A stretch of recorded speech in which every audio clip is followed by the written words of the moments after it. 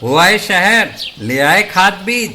हाँ भाई, लेके तो आया हूँ, पर क्या कहूँ, महंगाई इतनी हो गई है कि समझ में नहीं आता है कि खेती करे कैसे। फसल भी अच्छी नहीं होती है, ये दवाइयाँ नहीं डालूँ तो कर्जा करके लाओ, कैसे भी लाओ, लाना तो पड़ेगा ही। और ये दवाई की दुकान का कर्जा तो ख़त्म होने का नाम नहीं लेता। लाना तो मुझे भी है, पर सब कुछ इतना महंगा है, कहाँ से लाऊं, किससे खरीदूं, किसके पास सही दामों में मिलेगा और क्वालिटी उत्पाद भी मिलेगा या नहीं। अपनी फसलों की सही दवाओं के लिए दूर दूर तक शहरों में जाना और दवाओं को लाना पड़ता है। फसलों के लिए दवाएं सही है या नहीं, ये जानकारी भी नहीं होती। फसलों की कटाई पर सही दाम मिलेंगे या नहीं, इन तमाम मुश्किलों से दूर होने के लिए आइए खेती बाड़ी केंद्र। खेती बाड़ी केंद्र एक ऑनलाइन सेवा केंद्र है जिससे आप अपने मोबाइल के द्वारा जुड़ सकते हैं, जहां आपको अपनी खेती के लिए सही प्रकार की दवाएं मिलेंगी, वो भी होलसेल मूल्य पर।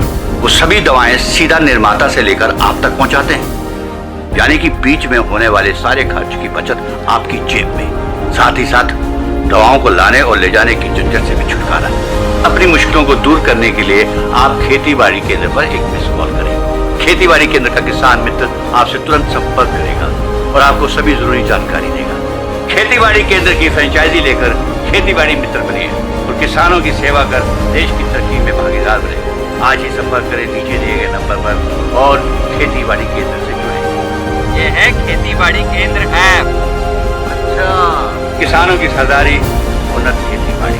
खेती बाड़ी केंद्र, देश के अन्नदाता की दुकान।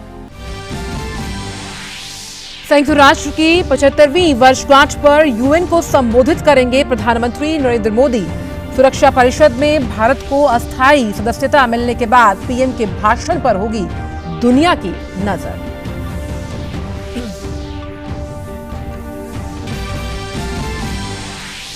दो दिन के लद्दाख और श्रीनगर दौरे पर आज लेह पहुंचे रक्षा मंत्री राजनाथ सिंह। जाबाज जवानों के साहसिक हवाई करतब का देखा प्रदर्शन। सीमा पर सुरक्षा तैयारियों की करेंगे समीक्षा। सीडीएस और सेना प्रमुख भी रक्षा मंत्री के साथ।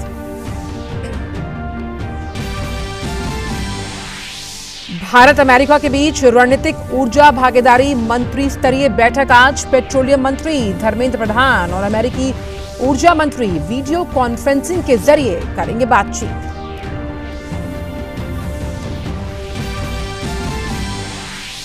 जम्मू कश्मीर के कुलगाम में सुरक्षा बलों से मुठभेड़ में 3 आतंकवादी ढेर। नागनद चिमर इलाके में आतंकियों की बड़ी साजिश नाकाम।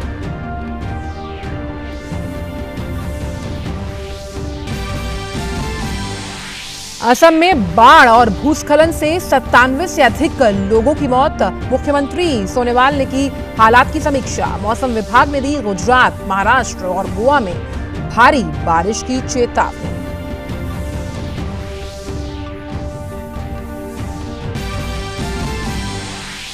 भारत में कोविड-19 की रिकवरी रेट 63% से अधिक। 6,42,000 से अधिक लोग हुए संक्रमण से मुक्त, जबकि 3,42,000 से अधिक सक्रिय मामले।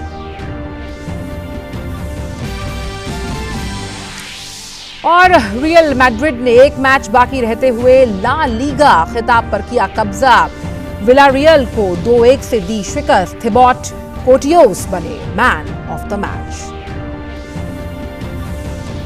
मैं हूं आंचल गुलाटी गुंबर और आइए अब जान लेते हैं सभी खबरों को विस्तार के साथ। रक्षा मंत्री राजनाथ सिंह आज से 2 दिन के लद्दाख और श्रीनगर दौरे पर हैं।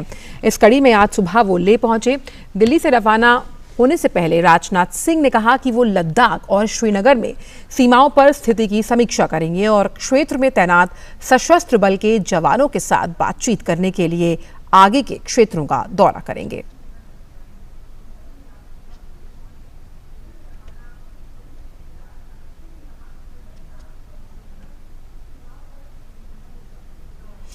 ले पहुंचने के बाद रक्षा मंत्री ने जाबाज जवानों के साहसिक हवाई करतब का प्रदर्शन देखा। खुद रक्षा मंत्री ने भी इस दौरान बंदूक उठाई। इसके अलावा रक्षा मंत्री पूर्वी लद्दाख क्षेत्र में अग्रिम चौकियों पर सैनिकों से मुलाकात करेंगे और पैंगोंग त्सो में सैनिकों को संबोधित भी करेंगे। साथ ही सेना और वायुसेना के बीच समन्वय की तैयारियों का जायजा लेंगे। रक्षा मंत्री के साथ सीडीएस जनरल रावत और थल सेनाध्यक्ष जनरल MM नरवणे भी मौजूद हैं। इस क्षेत्र में भारत और चीन के बीच गतिरोध के बाद लेह लद्दाख की ये उनकी पहली यात्रा है। चुशूल में इस महीने की 14 तारीख को दूसरे चरण के मुख्य कमांडर्स के बीच कई घंटे चले मैराथन वार्ता की पृष्ठभूमि में रक्षा मंत्री की जो ये यात्रा है उसे बेहद महत्वपूर्ण माना जा रहा है। सिलवानी नगर परिषद के मुख्य नगरपालिका अधिकारी अशोक कैथल की मनमानी एवं प्रताड़ना की शिकायत पर कलेक्टर उमाशंकर भार्गव ने संज्ञान लेते हुए जिला शहरी अभिकरण अधिकारी PK चावला को जांच हेतु निर्देशित किया गया था। गुरुवार को डूडा अधिकारी PK चावला ने नगर परिषद कार्यालय में महिला कर्मचारी के साथ सफाई कर्मचारी एवं अन्य कर्मचारियों से बात कर लिखित बयान लिए। ज्ञातव्य है कि नगर परिषद के मुख्य नगरपालिका अधिकारी अशोक कैथल पर एक महिला कर्मचारी की प्रताड़ना के बाद CMO की मनमानी के खिलाफ सफाई कर्मचारियों ने मोर्चा खोल दिया है। उक्त महिला कर्मचारी द्वारा शिकायत करने पर उसकी जांच की जा रही है। जांच को प्रभावित करने के लिए मुख्य नगरपालिका अधिकारी अशोक कैथल द्वारा सफाई कर्मचारियों से जबरदस्ती अपनी स्वच्छ छवि बताने के लिए पत्र में हस्ताक्षर कराए जा रहे थे। पत्र हस्ताक्षर नहीं करने पर सफाई कर्मचारियों को देख लेने की धमकी दी जा रही थी। गुस्साए सफाई कर्मचारियों ने मुख्य नगरपालिका अधिकारी अशोक कैथल का विरोध करते हुए सोमवार को SDM को ज्ञापन सौंपकर मुख्य नगरपालिका अधिकारी अशोक कैथल के विरुद्ध कार्रवाई की मांग की गई थी। ज्ञातव्य है कि सिलवानी नगर पंचायत के CMO अशोक कैथल के खिलाफ नगर पंचायत के एक सहायक राजस्व निरीक्षक ने मानसिक प्रताड़ित करने का आरोप लगाते हुए SDM को लिखित शिकायत की थी। शिकायत में कहा गया था कि सुबह 5 बजे फोन करके बुलाते हैं CMO एवं दुर्व्यवहार करते हैं। नगर पंचायत की एक महिला कर्मचारी ने CMO पर अभद्रता का आरोप लगाया, क्या कहना है आपका? शिकायत प्राप्त हुई थी तो माननीय कलेक्टर महोदय द्वारा मेरे को जांच के लिए भेजा गया है और उस कर्मचारी से और अन्य कर्मचारियों से मैं साक्ष्य ले रहा हूँ। उनसे कहा जो लिखित में बयान देना चाहता तो अपनी स्वयं हस्तलिपि में लिखित दे, तो जो भी ये बयान दिए उसके संबंध में अपने वरिष्ठ अधिकारी महोदय को अवगत करें। कब तक कार्रवाई क्या है कुछ? अब ये जांच का विषय है। जांच में जो भी तथ्य सामने आएंगे उसी के आधार पर निराकरण होगा। सर, नगर में बार बार पानी की सप्लाई बाधित हो रही है, 2 दिन नल नहीं आ रहा है, तो गांव के लोग, नगर के लोग परेशान हैं, क्या कहना है आपका? नहीं, अभी भी नई पेयजल योजना यहाँ चालू हुई है। मैं अभी इसकी जानकारी यहाँ लेता हूँ। यदि परेशानी का क्या कारण है इसके तह तक भी जाने की कोशिश करूँगा और नागरिकों को जल प्रदाय हो जिसकी पूरी व्यवस्था नगर पालिका को करना है इसमें। और मैं भी अपनी ओर से प्रयास करूँगा कि नागरिकों को जल प्रदाय में किसी प्रकार की परेशानी न हो। सिलवानी विद्युत तार चोर गिरोह पकड़ाया। थाना बमौरी पुलिस ने बहसर फीडर से सीतापुर तक का विद्युत तार चोर गिरोह को पकड़ने में सफलता प्राप्त की। एक पिकअप सहित 5 लोग गिरफ्तार, जिन्हें आज बेगमगंज जेल पहुंचाया गया। 18 पुल की 11 kV विद्युत तार नहीं पाया गया। घटनास्थल पर 4 व्हीलर वाहन के टायरों के निशान पाए गए। फरियादी द्वारा बताया गया कि जब वह ओल्ड चेक कर रहा था तब उसने पिकअप वाहन को तेजी से बमौरी की तरफ जाते देखा। उक्त आधार पर संगत वाहन की तलाश आसपास के क्षेत्र में की जा रही थी। पुलिस द्वारा मुखबिर को सक्रिय कर वाहन के संबंध में जानकारी हेतु लगाया गया। इस दौरान मुखबिर से सूचना प्राप्त हुई थी। एक पिकअप वाहन सिलवानी रोड पर पुल के पास खड़ा देखा गया। सूचना पर थाना प्रभारी बमौरी और पुलिस बल के साथ मौके पर पहुंचे। तब पिकअप में 11 kV के विद्युत तार एवं 5 लोग गिरफ्तार किए। पुलिस द्वारा पूछताछ की गई तो उन्होंने विद्युत तार चोरी कबूल की। आरोपियों में 2 लोग भानपुर गढ़ी, एक देवगांव, 2 सियर मऊ के हैं। बढ़ते आगे, प्रधानमंत्री नरेंद्र मोदी आज संयुक्त राष्ट्र आर्थिक और सामाजिक परिषद की उच्च स्तरीय बैठक के समापन सत्र को वर्चुअली संबोधित करेंगे। न्यूयॉर्क स्थित संयुक्त राष्ट्र मुख्यालय में आयोजित इस सत्र में पीएम मोदी, नॉर्वे के पीएम और संयुक्त राष्ट्र महासचिव एंटोनियो गुतेरेस के साथ मुख्य वक्ता के तौर पर शामिल होंगे। संयुक्त राष्ट्र के इस वार्षिक उच्च स्तरीय सत्र में सरकार, निजी क्षेत्र, नागरिक समाज और शिक्षाविदों के उच्च स्तरीय प्रतिनिधियों का एक विविध समूह शामिल है। इस वर्ष के सत्र का विषय कोविड-19 के बाद बहुपक्षवाद, 75वीं वर्षगांठ पर हम किस तरह के संयुक्त राष्ट्र की आवश्यकता है, इस पर है। भारत शुरू से ही सुरक्षा परिषद में सुधार के साथ ही बहुपक्षवाद का समर्थक रहा है। ऐसे में कोरोना महामारी के कारण बदले हुए हालात में हो रहे इस आयोजन का विषय भारत की प्राथमिकताओं से मेल खाता है। भारत के लिए इस आयोजन का विशेष महत्व है। भारत की सुरक्षा परिषद में जीत के बाद संयुक्त राष्ट्र में प्रधानमंत्री का ये पहला भाषण होगा। इस साल 17 जून को भारत भारी बहुमत के साथ 2 साल के लिए सुरक्षा परिषद का गैर स्थायी सदस्य चुना गया था। पीएम ने इससे पहले जनवरी 2016 में संयुक्त राष्ट्र आर्थिक एवं सामाजिक परिषद की 70वीं वर्षगांठ पर मुख्य भाषण दिया था।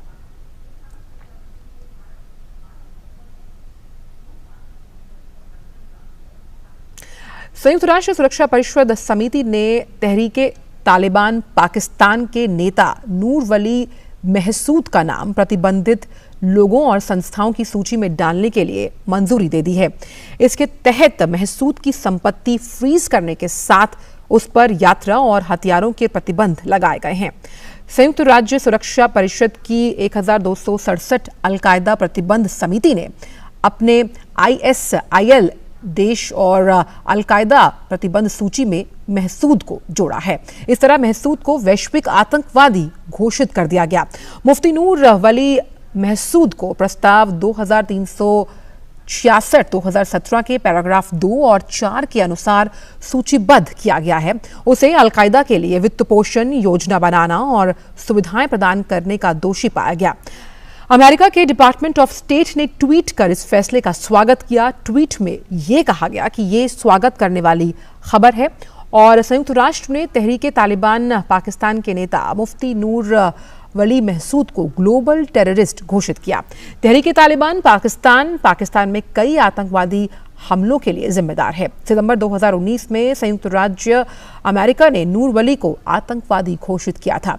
TTP पाकिस्तान में कई आत्मघाती हमलों के लिए जिम्मेदार था। अमेरिका ने सितंबर 2019 में नूर वली को देश में आतंकी घोषित किया था।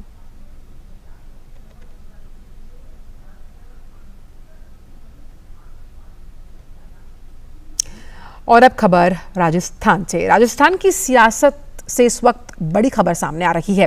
कांग्रेस ने 2 विधायकों भंवरलाल शर्मा और विश्वेंद्र सिंह को प्राथमिक सदस्यता से निलंबित कर दिया।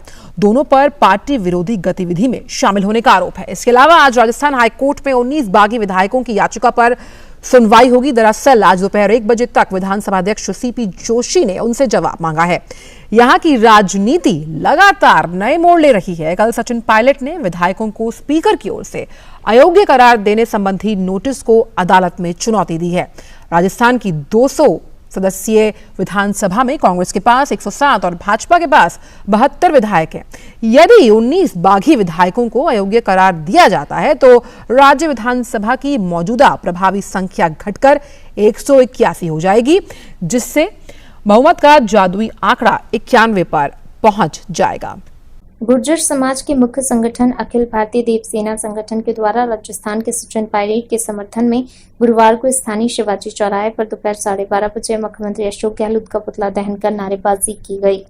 ज्ञातव्य है कि सचिन पायलट गुर्जर समुदाय से आते हैं, जिनका मुख्यमंत्री अशोक गहलोत द्वारा कथित तौर पर अपमानित कर उन्हें पार्टी से निकाला गया। उक्त कार्यक्रम में देव सेना संगठन के राजाराम गुर्जर, जिला अध्यक्ष हिंदू सिंह चांदना, युवा जिला अध्यक्ष राजेंद्र गुर्जर और नलखेड़ा ब्लॉक अध्यक्ष आदित्य गुर्जर आदि सहित कई समाजजन उपस्थित रहे। कार्यक्रम का संचालन राजेंद्र गुर्जर ने किया। पीलीभीत के थाना न्यूरिया क्षेत्र में एक नवविवाहिता को दहेज की खातिर जलाकर मार दिया गया। पूरा मामला थाना न्यूरिया क्षेत्र के ग्राम औरैया का है। बताया जा रहा है कि ग्राम कैचूटांडा निवासी कल्याण सिंह ने अपनी पुत्री काजल का विवाह 2 माह पूर्व ठाकुरदास के साथ किया था, लेकिन शादी के बाद ठाकुरदास और उसका भाई रूपलाल नवविवाहिता काजल से दहेज में मोटरसाइकिल की मांग करते थे। इसी के चलते उसको प्रताड़ित करते थे। आरोप है कि कल शाम ठाकुरदास और उसके भाई ने काजल को दहेज की मांग करते हुए प्रताड़ित किया और उसे जलाकर मार दिया। सूचना पर पहुंची पुलिस ने काजल को उपचारित गंभीर हालत में जिला अस्पताल में भर्ती किया, जहां इलाज के दौरान उसने दम तोड़ दिया। पिता की तहरीर पर पति और जेठ के खिलाफ संगीन धारा में मामला दर्ज कर लिया गया है।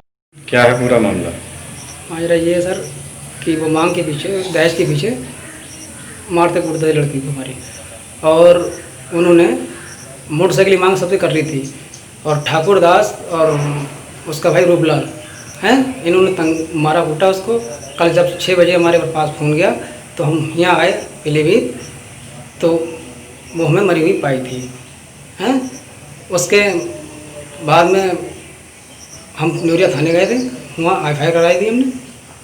और क्या मार दिए गए, क्या मामला है? हाँ, ये सूचना हम लोगों को कल थाने पर मिली, न्यूरिया थाने पर, कि एक लड़की की जलने से मृत्यु हुई है।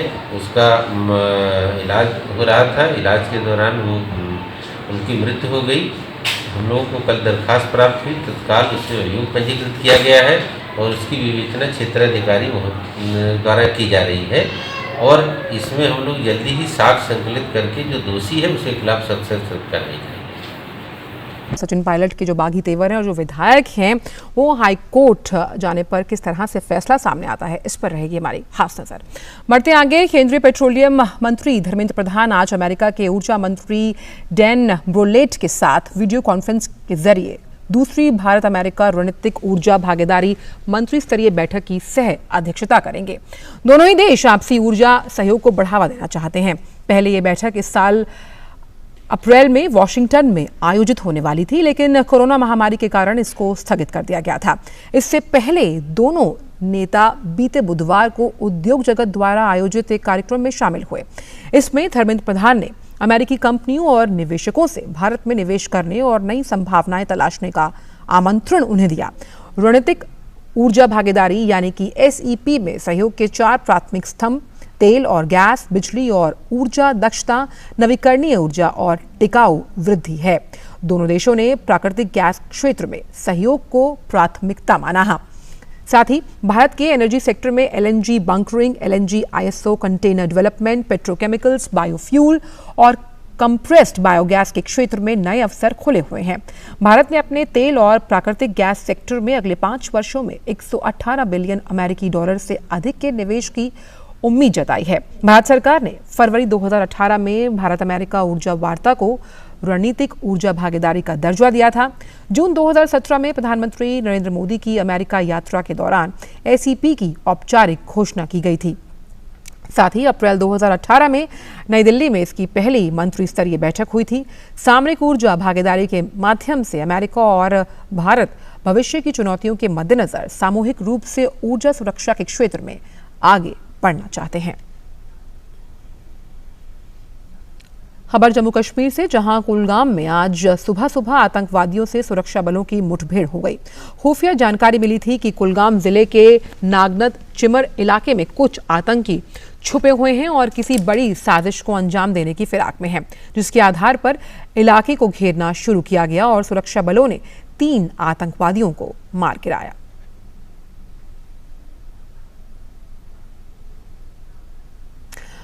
और अब बात केदारनाथ धाम की, जिसके दर्शन के बाद वासुकीताल से त्रियोगी नारायण ट्रैक पर पिछले दिनों लापता हुए 4 यात्री मिल गए और SDRF की टीम के साथ मुख्यमंत्री त्रिवेंद्र सिंह रावत ने लापता यात्रियों के जल्द रेस्क्यू करने के निर्देश दिए थे।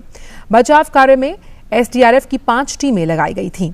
गुरुवार दोपहर में 4 यात्रियों से संपर्क हो गया। उनकी लोकेशन का पता चलने के बाद SDRF की टीम उन तक पहुंची, जिसके बाद फिलहाल उन्हें सुरक्षित रूप में त्रियोगी नारायण की ओर लाया गया है। यात्रियों के मिलने पर मुख्यमंत्री ने प्रसन्नता व्यक्त करते हुए ट्वीट किया कि यह हर्ष का विषय है कि केदार धाम के दर्शन के बाद वासुकीताल से त्रियोगी नारायण ट्रैक पर पिछले दिनों लापता हुए 4 यात्री मिल चुके हैं। SDRF की टीम ने उनका सफल रेस्क्यू किया और इस त्वरित और सफल रेस्क्यू कार्रवाई के लिए जो SDRF की टीम्स हैं वो बधाई की पात्र हैं।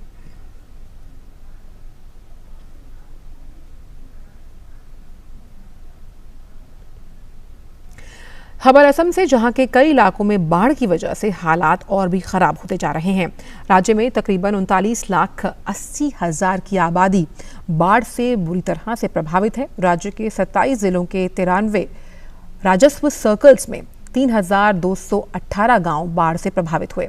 बाढ़ से मरने वालों की संख्या 71 पहुंच गई, जबकि इस मौसम में भूस्खलन की वजह से हुई मौत के आंकड़ों को जोड़ने पर राज्य में बाढ़ और भूस्खलन से हुई मौत का जो आंकड़ा है वो 97 तक जा पहुंचा।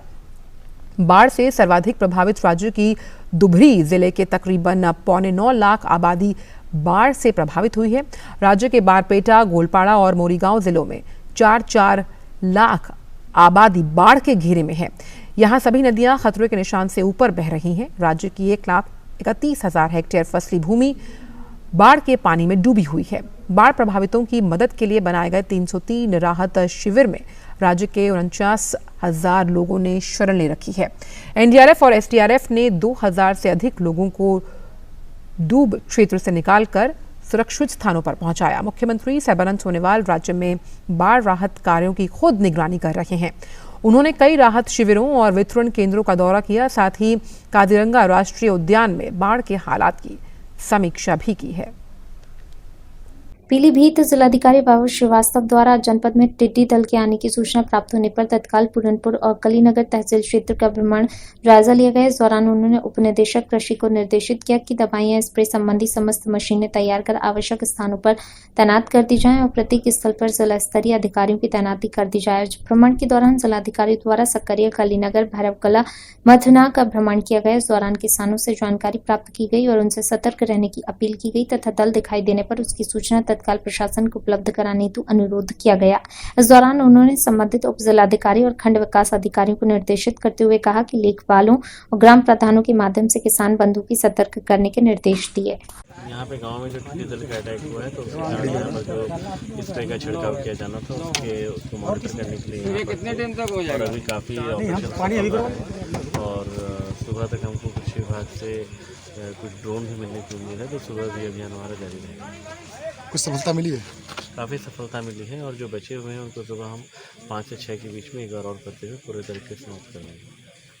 किस तरह उनको मारा जा रहा है, क्या आपको उपकरण? इसमें जो कृषि रक्षा विभाग होता है और जो गन्ना विभाग है उनके पास जो हमारे केमिकल होते हैं उसके थ्रू इसको स्प्रे किया जाता है। ट्रैक्टर की ट्रॉलीज में भी हमने रखा है और जो पोर्टेबल मशीन है उसके थ्रू भी करा रहे हैं। फायर ब्रिगेड की गाड़ी में हमने रेडी रखी है। और फिलहाल समाचारों में इतना ही। दीजिए इजाजत, नमस्कार। ओ काका, हुआ है शहर, ले आए खाद बीज? भाई लेके तो आया हूँ, पर क्या कहूँ, महंगाई इतनी हो गई है कि समझ में नहीं आता है कि खेती करे कैसे। फसल भी अच्छी नहीं होती है, ये दवाइयाँ नहीं डालूँ तो कर्जा करके लाओ, कैसे भी लाओ, लाना तो पड़ेगा ही। और ये दवाई की दुकान का कर्जा तो ख़त्म होने का नाम नहीं लेता। लाना तो मुझे भी है, पर सब कुछ इतना महंगा है, कहाँ से लाऊं, किससे खरीदूं, किसके पास सही दामों में मिलेगा और क्वालिटी उत्पाद भी मिलेगा या नहीं। अपनी फसलों की सही दवाओं के लिए दूर दूर तक शहरों में जाना और दवाओं को लाना पड़ता है। फसलों के लिए दवाएं सही है या नहीं, ये जानकारी भी नहीं होती। फसलों की कटाई पर सही दाम मिलेंगे या नहीं, इन तमाम मुश्किलों से दूर होने के लिए आइए खेती बाड़ी केंद्र। खेती बाड़ी केंद्र एक ऑनलाइन सेवा केंद्र है जिससे आप अपने मोबाइल के द्वारा जुड़ सकते हैं, जहां आपको अपनी खेती के लिए सही प्रकार की दवाएं मिलेगी, वो भी होलसेल मूल्य पर।